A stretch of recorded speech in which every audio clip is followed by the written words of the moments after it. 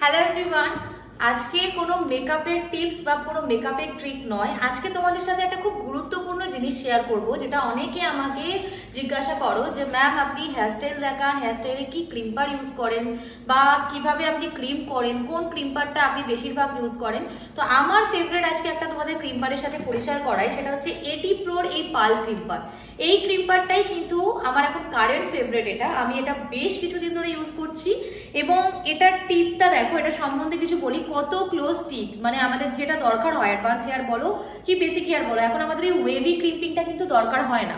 এটা টিপ দেখো কতটা ক্লোজ টিপ, যে কারণে কিন্তু অনেকটা হেয়ার একসাথে ক্রিম করা যায় এবং টাইম অনেকটা পরিমাণে কম লাগে। নেক্সট ব্যাপার এটা হচ্ছে যে এই ক্রিম্পারটা 180-তে ভীষণ ভালো পারফর্ম করে।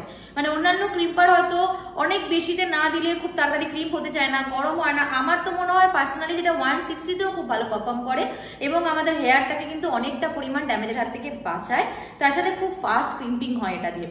তো আমি সবাইকে রেকমেন্ড করবো যে মিডিয়াম রেঞ্জে যারা ক্রিম্পারের কথা আমাকে জিজ্ঞাসা করো, তারা ডেফিনেটলি যেতে পারো কিন্তু এটি প্রোর এই পাল ক্রিম্পারটায়। ভীষণ ভালো।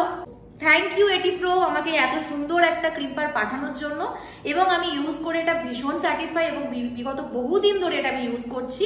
তো যারা আমাকে জিজ্ঞাসা করছিলে মিড রেঞ্জের একটা ক্রিম্পারের ব্যাপারে, তারা ডেফিনেটলি এটাকে যাও, তোমরা একদমই নিরাশ হবে না।